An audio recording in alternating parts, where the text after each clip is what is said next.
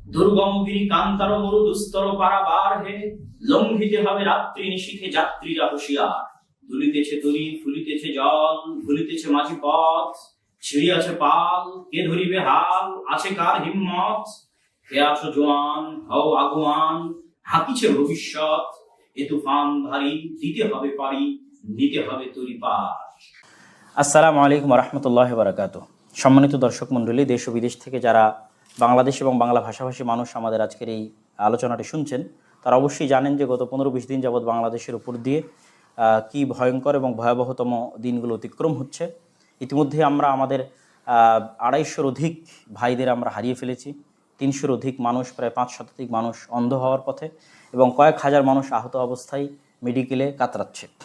এবং এই বৃহৎ যে মানুষ নিহত হয়েছে, বৃহৎ যে মানুষ আহত হয়েছে বা অন্ধ হওয়ার পথে, এটি আমাদের দেশেরই, আমাদেরই কর এবং ট্যাক্সের টাকায় লালিত পালিত বাহিনী আমাদের ভাইদের উপর এবং আমাদের ভাইয়ের বুকে গুলি চালিয়েছে। এই দায় কখনোই সরকার এড়াতে পারে না। হয়তো সরকার বলছে কোনো সন্ত্রাসী বাহিনী হামলা চালিয়েছে ইত্যাদি, তো সন্ত্রাসী বাহিনী হামলা চালালেও সেই সন্ত্রাসী বাহিনী থেকে আপনি দেশের জনগণকে নিরাপত্তা দিতে পারেননি, এই দায় আপনি এড়াতে পারেন না। অথবা আপনি হয়তো বলছেন বিটিভি বা ইত্যাদি বিভিন্ন স্থাপনায় হামলা হয়েছে, তো ওই স্থাপনার নিরাপত্তা আপনি দিতে পারেননি, এই জন্য আপনি ব্যর্থ, এই দায় আপনি এড়াতে পারেন না। বিটিভি বা ইত্যাদি বা মানুষের উপর হামলা সেটা আপনি করেন অথবা অন্য কেউ করুক, উভয় অবস্থায় এই দায় আপনাকে বহন করতে হবে।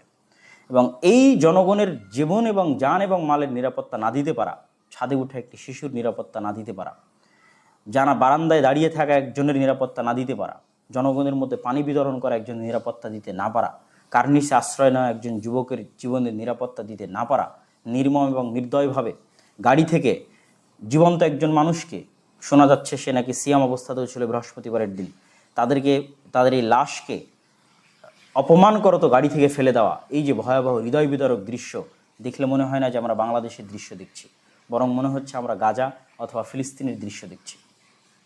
এই নির্মম গণহত্যা, ছাত্র জনতার হত্যা এবং এই নির্মম ধ্বংসযজ্ঞের দায় বর্তমান সরকার কোনোভাবেই এড়ানোর সুযোগ নেই।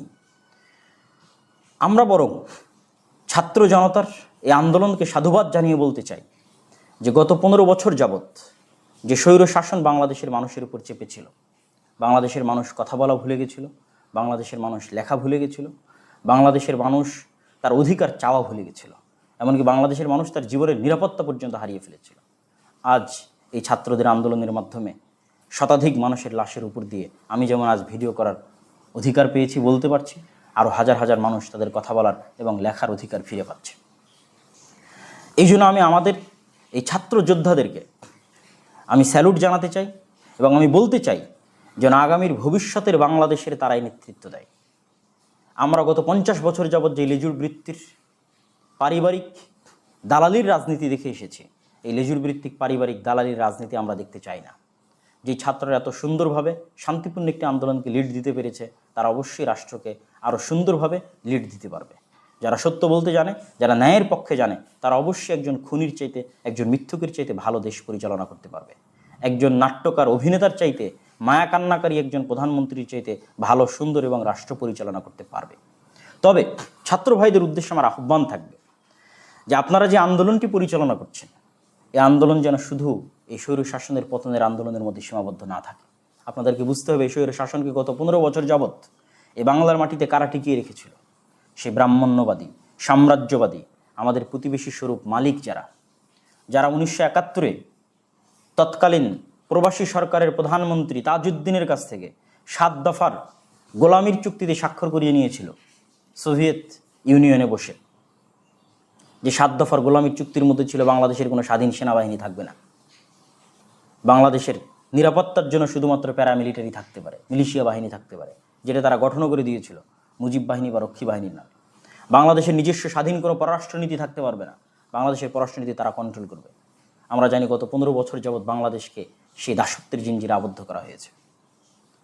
যে দাসত্বের জিঞ্জিরে আমরা ছিলাম ব্রিটিশদের সময়, ব্রিটিশদের সেই দাসত্বের জিঞ্জির থেকে 190 বছরের তিতুমিরের বাঁশের কেল্লা, ফরাইজি আন্দোলন, সৈয়দ আহমদ বেরলভী, শাহ ইসমাইল শহীদ, ব্রিটিশ বিরোধী জিহাদের মাধ্যমে আমরা যে 1947-এ স্বাধীন মানচিত্র পেলাম, এই 1947-এ পাওয়া স্বাধীন মানচিত্র যদিও এই স্বাধীন মানচিত্রে বসবাস করা বাঙালিদের উপর পাকিস্তানিদের জাতিগত আহমিকার কারণে আমরা জুলুম এবং অত্যাচারের শিকার হই। ফলত পুনরায় 1971-এর যুদ্ধের মাধ্যমে আমরা আমাদের বাংলাদেশের মানুষের জাতিগত স্বাধীনতাও ফিরিয়ে নিয়ে এসেছি। 1947-এ নিয়ে এসেছিলাম মুসলমানিত্বের স্বাধীনতা, আর 1971-এ নিয়ে এসেছি বাঙালিত্বের স্বাধীনতা। কিন্তু দুঃখজনক হলো সত্য কি, যে 1971-এর বাঙালিত্বের স্বাধীনতার পরে আমরা পুনরায় আর এক বড় সাম্রাজ্যবাদীর কবলে পড়ে গেছি। ব্রিটিশদের কবল থেকে পাকিস্তানের কবলে, পাকিস্তানের কবল থেকে এখন আমাদের প্রতিবেশী ভারতের কবলে, যারা আমাদের নদীগুলোকে মরুভূমি বানিয়ে ফেলেছে, যারা আমাদের সীমান্তে নির্বিচারে বাংলাদেশের মানুষকে হত্যা করেছে, ফেলানিকে ঝুলিয়ে রেখেছে, এখনও হত্যা করছে, যারা বাংলাদেশের মধ্যে দিয়ে তাদের করিডোর এবং ট্রানজিট নিয়ে যেতে চায়, যারা বাংলাদেশকে কিছুই দিতে চায় না, শুধু নিতেই চায়। মংলা বন্দর নেবে, সমুদ্র বন্দর নেবে, চিটাগাং নেবে, রাস্তা নেবে, করিডোর নেবে, ট্রানজিট নেবে, কিন্তু সামান্য তিস্তার পানিটুকু দিবে না, সামান্য গঙ্গা এবং পদ্মার পানিটুকু দিবে না, সামান্য সীমান্তের নিরাপত্তা দিবে না। এই যে দাসত্বের বাংলাদেশে পরিণত হয়েছে, আমি মনে করি এই বাংলাদেশের ছাত্রদের যে আন্দোলন চলছে, আন্দোলন তখনই পরিপূর্ণ সফলতা পাবে যারা এই স্বৈর শাসককে বসিয়ে রেখেছিল সেই সাম্রাজ্যবাদীদের থেকে যখন আমরা স্বাধীনতা পাবো। সেই দাসত্বের যে চুক্তিগুলো আছে, এই চুক্তিগুলো যখন ছিন্ন ভিন্ন করে দেওয়া হবে এবং স্বাধীন পররাষ্ট্রনীতির উপর যখন এই বাংলাদেশ প্রতিষ্ঠিত হবে। যে বাংলাদেশের স্বপ্ন দেখেছিলেন শেরে বাংলা একে ফজলুল হক, তিনি চাননি যে আমরা ভারতের সাথে যাই অথবা পাকিস্তানের সাথে যাই, কিন্তু কলকাতার দাদাবাবুদের কারণে তাকে নিজের মুসলমানিত্ব রক্ষা করতে পাকিস্তানের সাথে সম্পৃক্ত হতে হয়েছিল। কিন্তু তিনি চেয়েছিলেন স্বাধীন বাংলাদেশ, যেখানে হিন্দু মুসলিম সবাই বসবাস করবে, সমান অধিকার পাবে, সাম্য এবং ন্যায় বিচার পাবে। আমরা আজ দীর্ঘদিন পর হলেও শেরে বাংলার সেই বাংলাদেশে নিঃশ্বাস নিতে পারবো বলে আশা করছি। মাওলানা ভাসানী, হোসেন শহীদ সোহরাওয়ার্দীর বাংলাদেশে নিঃশ্বাস নিতে পারবো, যেখানে হিন্দু মুসলিম সকল ধর্মের মানুষ সমান অধিকারের সাথে, সাম্য ন্যায় বিচার এবং ন্যায়নিষ্ঠার সাথে, এবং পাকিস্তানের গোলামি মুক্ত অবস্থায় এবং ভারতের গোলামি মুক্ত অবস্থায় এটি স্বাধীন দেশে বসবাস করতে পারবো, সে আশা আমরা করতে পারি। তখনই আমি মনে করি ছাত্র ভাইদের এই বিপ্লব পরিপূর্ণ হবে। অতএব ছাত্র ভাইদের হাল ছাড়লে হবে না। এবং যারা বলে যে বাংলাদেশ কখনোই তার পার্শ্ববর্তী বিশাল দেশের সহযোগিতা ছাড়া চলতে পারবে না, তাদের উদ্দেশ্যে বলতে চাই, বাংলাদেশকে আল্লাহ সুবহানাহু ওয়া তাআলা যে বড় বড় নিয়ামত রাজি দ্বারা ঘিরে রেখেছেন, এই নিয়ামত রাজি পাক ভারতের এই দক্ষিণ এশিয়ার আর কোনো দেশকে আল্লাহ সুবহানাহু ওয়া তাআলা দেননি। হিমালয় পর্বত থেকে নেমে আসা প্রায় 90 নদীগুলোর 90 ভাগ বাংলাদেশের মধ্যে দিয়ে প্রবাহিত হয়েছে। এত উর্বর ভূমি এই দক্ষিণ এশিয়ায় কোনো দেশে নাই। আমাদের সমুদ্রও কানেক্টেড আছে, আমরা ল্যান্ডলক নই। সুতরাং এই দেশের স্বাধীনতার জন্য, এই দেশের নিরাপত্তার জন্য, এই দেশের উৎপাদন সক্ষমতার জন্য যা প্রয়োজন তার সবই এই দেশের আছে।